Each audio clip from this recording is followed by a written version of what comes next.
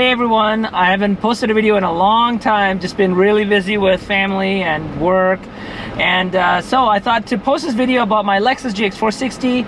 It's been about 20,000 miles that I put on it, just over a year and a half of usage, and I might be selling it, but let's talk about it now.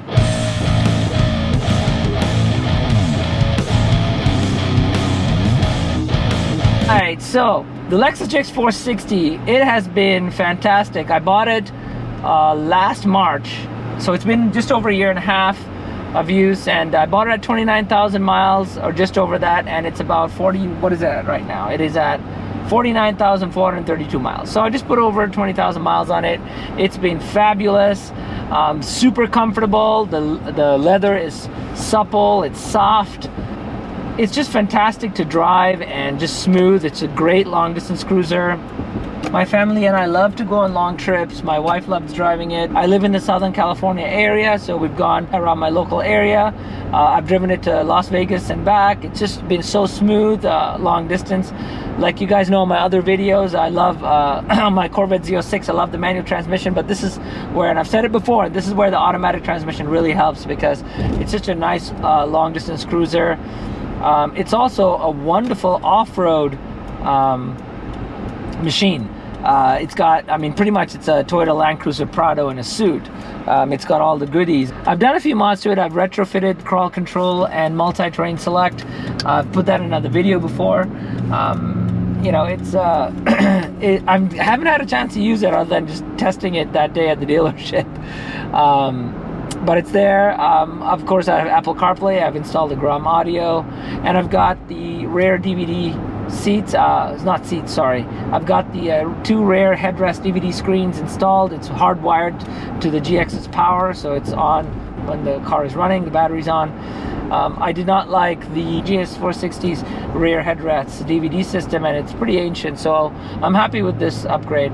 I wanted to apply a lift kit and put 34-inch tires, maybe 2.5 to 3-inch lift, but I kind of halted on that because of a few things. I was thinking of selling it, but this is why. I'm thinking of selling it not because the car is, the truck is bad by any means. We love it, but some of the cons of this truck is there is the third row seating. The third row seating is small to begin with. It's just for kids, which is fine. We have small kids. But when the third row is up, I can barely put our kid's stroller on it, behind it. Sorry, it's like barely a few inches. It's very, very small. That means I'd have to get like a cargo box and get the roof. I have the roof track, but I have to get the crossbars on and everything. And so, do I want to do all that? So the space, the cargo space is one thing, and the second thing is this has enough power. It's got a nice V8, nice sound. So when I hammer it, it sounds good.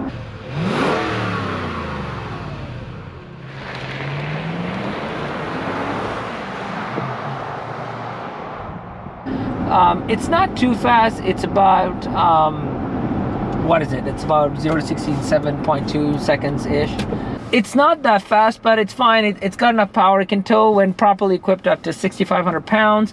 But the thing is, I really like the 5.7 liter V8. I wish they put that in here. That's in the previous generation Toyota Tundra and Sequoia and the Landcruiser and the Lexus LX 570. Although the Landcruiser and 570, the 200 series, have stronger internals, is what I understand. Now, with that said, there are a couple of cars or trucks I want to, I would sell this for. One is the Toyota Landcruiser 200 series, but the problem is, I want the facelifted, the 2016 plus, the 2016 to 2021, I believe. But the problem with those are, to get one, with 30,000 miles, it's 80 to 90 grand or possibly more. So that's, I don't want to pay that. That's kind of not my budget, what I was looking for. I'm looking for something to be in the low 60,000 range. So with that, I don't mind paying up to 80, but low 60,000 is what I'm looking for. And wow, that's loud. So low 60,000 is what I'm looking for, and for that, I mean, the Lexus LX 570, the 2016 plus, or rather I'm looking for the 2017 to probably 2019 is my sweet spot there. And then the new contender, the 2023 Toyota Sequoia TRD Pro. Now that is $76,000 before taxes, so after taxes, and I want the panoramic sunroof, it'll be, you know, probably 80, just over 80,000. They're not cheap, but you know, let's talk about the pros and cons. So let's talk about the Toyota Landcruiser 200 series. Pros, I mean, everybody knows it's an awesome off-road vehicle. It's legendary. Interior, I like this ecru, they call it, I think Lexus calls it ecru, the beige or tan, the light colored interior. I like it. I know some people don't like it, and yes, it can get dirty, especially if I have kids. It gets dirty and I have to clean it, but it still brings it makes the cabin looks airy. It brings light to the cabin when this thing doesn't have a panoramic sunroof. I really don't know why Lexus doesn't put the panoramic sunroof.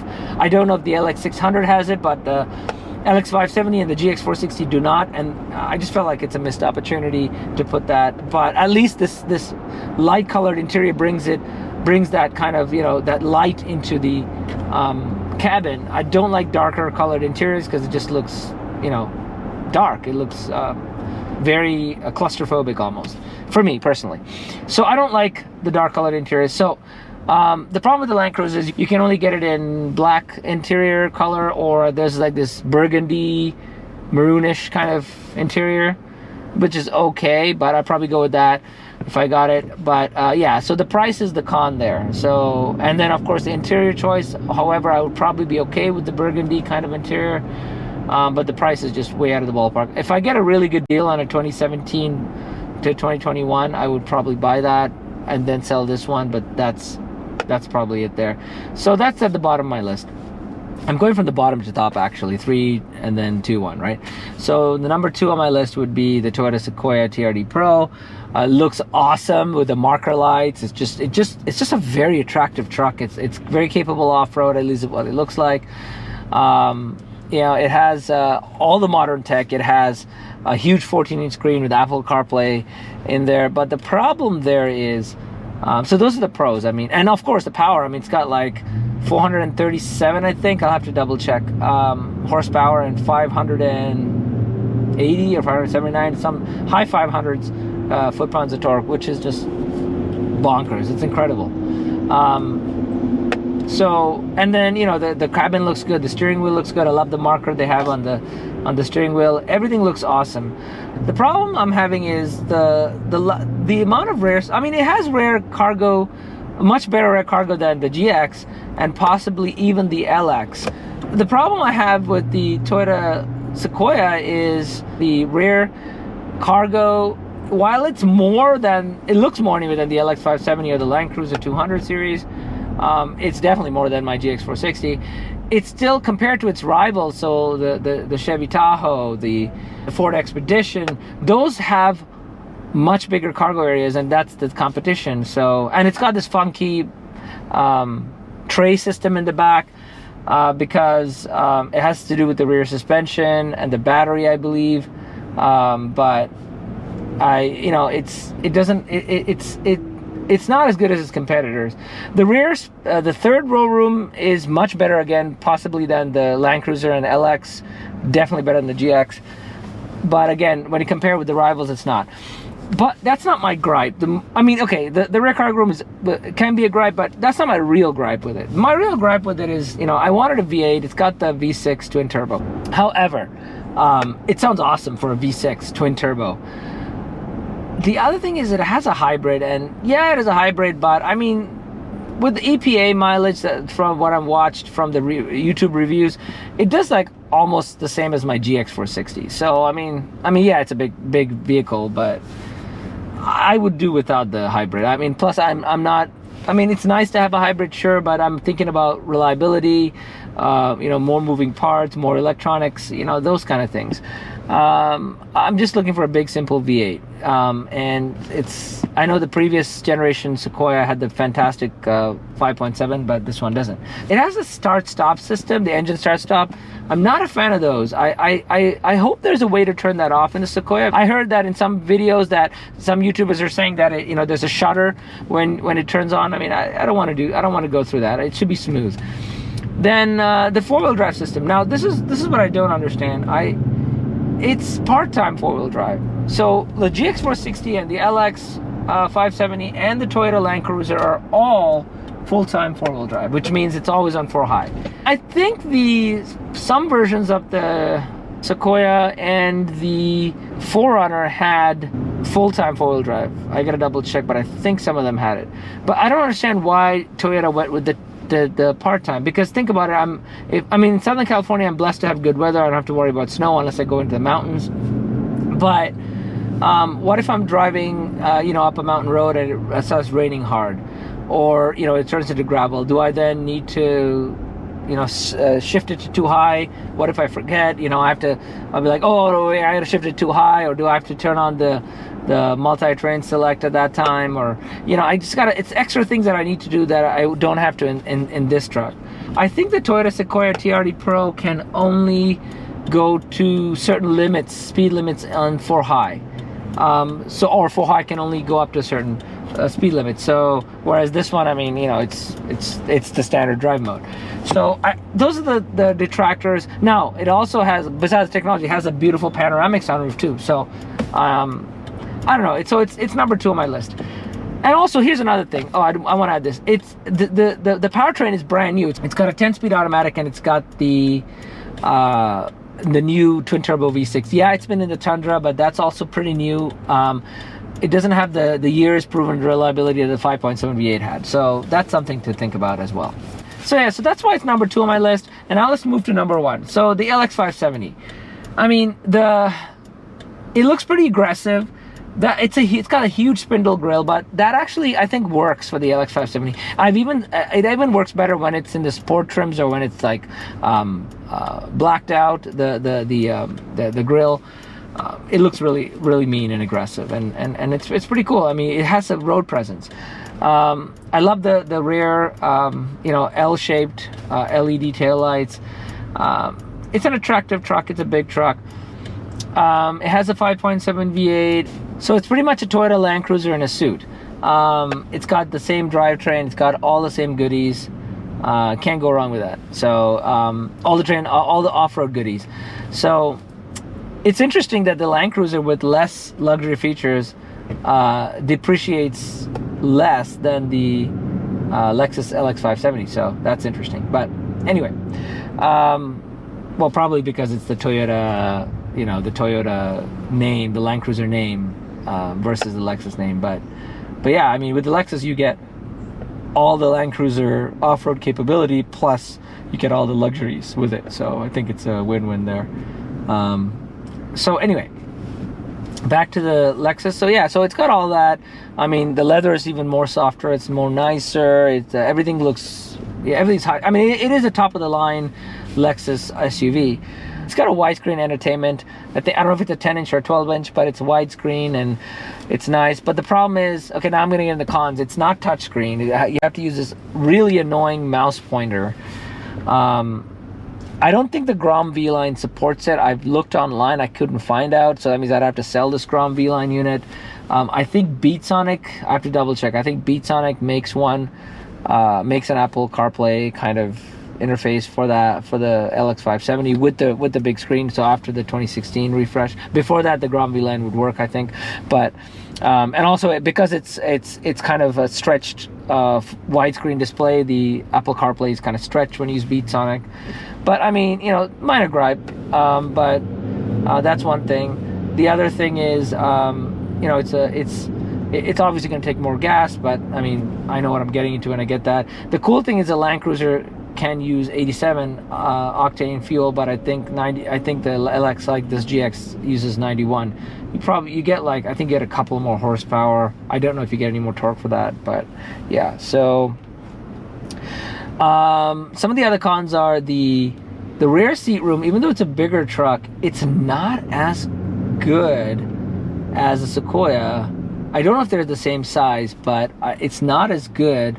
Another con is the rear seat room, or the third row room, is not as big, even though the truck is it's a big truck, but, or big SUV, but it's not as big as a Sequoia. Now, I don't know if they're the same size, but I mean, they're both big trucks, but I'm not sure why that is, but it's lesser than what it really should be for the size that it is, exterior size.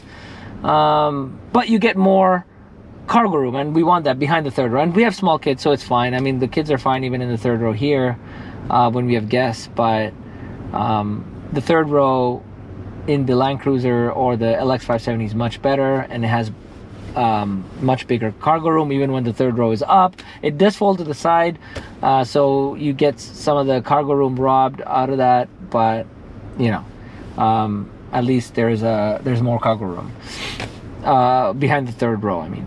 And it's got a cool what do you call, lift gate, so that's awesome, that you can kind of sit on like a bench outside. Yeah, and so I'm thinking about that. So that's probably the one that I'm gonna get if I do end up selling this. I'm at a kind of a crossroads here. If I modify my GX, I'm gonna lose value. Right now, as it is, if I get 40,000 for it, I'm gonna be happy. I don't want to go really lower than that because it's in really great shape. Miles are relatively low. I also do want to add that I have not off-roaded this yet. And that's because, you know, I haven't lifted it or anything, or put a lift kit on it. If I do end up keeping it, then I will get to test out the crawl control properly and everything. So whoever buys this will have crawl control on here. So that's awesome. And now another thing with the LX is I'm not going to modify it much. I'm not going to put a lift kit because it comes with a hydraulic suspension. You can lift it and raise it and lower it. But I probably will put a little, maybe 33s or 34s on it. I think they fit, so I'll probably do that. Put all-terrains. I've seen an LX with LX 570 with all-terrains, a little bit larger, like 33s or 34s, and it looks pretty awesome. So I'll probably do that, and that's it. I'm not going to modify anything. Oh, and of course probably the Beatsonic system for Apple CarPlay, and that's it. But if I did keep this, what I would do next is I would put the lift kit, put bigger tires, you know, modify it that way. Not extensively, but slightly. But I don't want to go and put the money into that if I'm going to sell it. And I really love this truck. So does my family. So we'd only sell it, I think, if I get a good deal on one of those three vehicles, most predominantly the LX 570. So I'll see next year if I'm going to sell it or not. But yeah, I think that's it. What do you guys think? Would you sell if you have a GX 460, would you sell your GX 460 for an LX or a Landcruiser or the new Sequoia? If I do keep my GX, another thing is LXs of that year are not produced anymore because the LX 600 is out, and that means most of the cars will get older as I wait, and then the mileage will be a lower mileage one will be harder to find, and they might be even more expensive because that's the last V8, you know, body on frame Landcruiser 200 base Lexus there is, right? So the new one is based on the Landcruiser 300, and it's got the V6 twin turbo, I believe. Yeah, so that's why if I do end up keeping this, I might just either get a LX 600 years from now or see how the Sequoia is holding up. I do want to see the reliability of the LX 600, the Sequoia. I mean, they're Toyota vehicles under the hood. They'll be reliable, but you know, the first couple of years they always do refreshes, so I probably would wait if I do end up keeping this. So yeah, so those are the things. I don't want to drag this video long, but thanks for watching, and have a blessed day. Take care.